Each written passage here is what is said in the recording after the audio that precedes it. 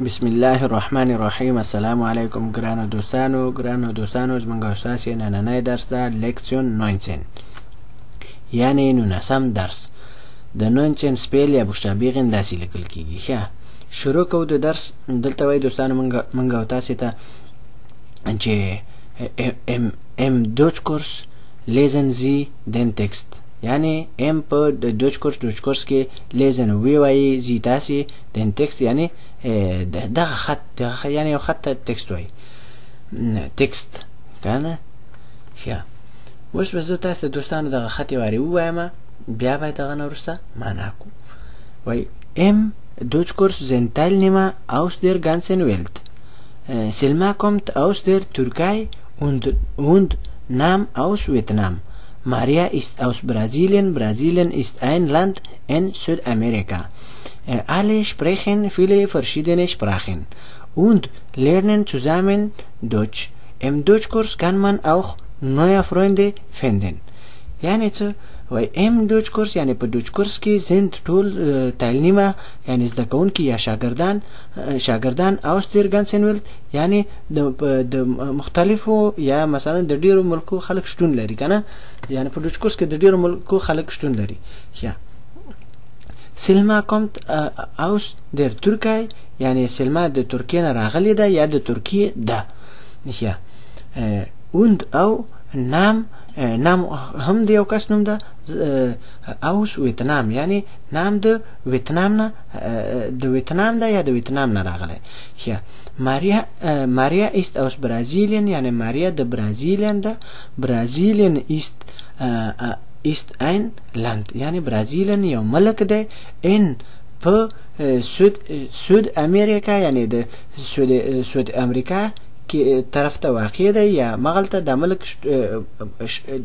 ده. یا آلی یعنی ټول sprechen خبرې کوي viele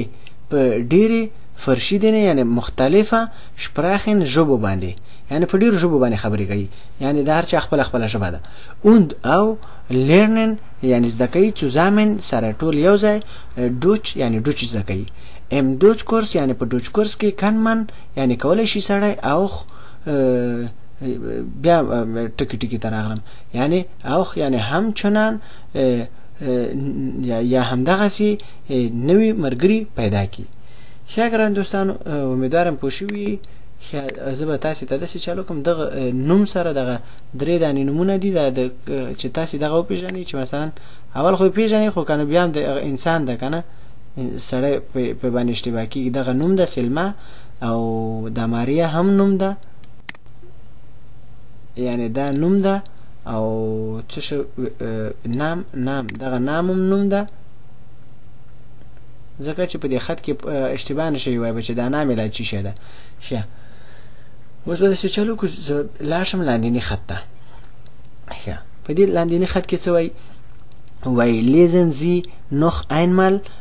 und kreuzen Sie an richtig oder falsch. یعنی څه وایي lesen ووایي زی تاسې noch یعنی بیا einmal یعنی یو ځل یا یو پیر und او kreuzen یعنی علامي وخی زی تاسې ان یعنی په هغه ځای کې چې یعنی مثلا جوړې راځي. ښه richtig یعنی کوم یو صحیح ده رښتیا ده یعنی صحیح ده. او ده یا دا او ده ګورئ دوستانو ما تاسو مخکې ویلي چې او ده یعنی یا. ښه falsch یا کنه غلط دي، مثلا کوم یو رښتیا یا صحیح یا مثلا نو هغه چې صحیح کنه یا رښتیا کنه په دې ځکه ورته علامه وکړو یعنی richtig وګورئ دوستانو richtig یعنی صحیح. falsch دغه د falsch جملې مشته دي، یعنی falsch یعنی غلط. ښه زه به تاسو ته د خط هم وایم او بیا به په باندې علامې هم ووخو.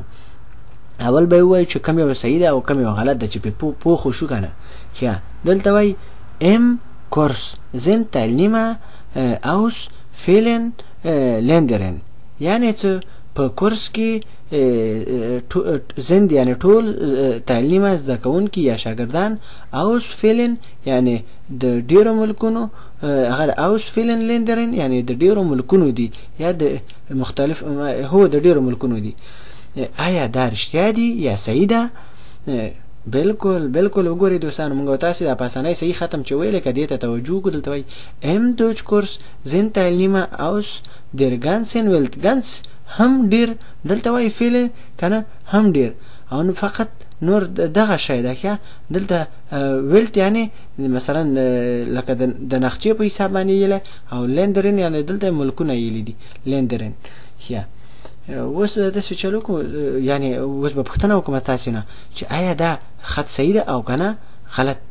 بالکل بالکل دا خط صحیح ده ځکه چې دا هغه معلومه خبر ده چې مثلا په دوچ کورس کې یا په کورس کې د ډیرو ملکو خلک شتون لري دا یعنی صحیح ده اوس دا خلاندې خط وایو دلته وایي سلما kommt aus ویتنام آیا سلما د ویتنام ده یا د ویتنام نه راغلی نه بالکل نه ځکه چې هغه د سلما دا وګورئ سلما kommt aus der Türkei یعنی دا د ترکیې نه راغلی سلما د ترکیې نه راغلی das ist falsch یعنی غلط یا اشتباه دا falsch ده او دوستان دغه سی علامه د کراس علامه چې وخل شنو برس هر سړی په یوه جوړوري ګول دا شی غلط یا اشتباه یا خطرناک ده ښه اوس دلته د دریم خط وای چې په دریم خط کې وای برازیلین است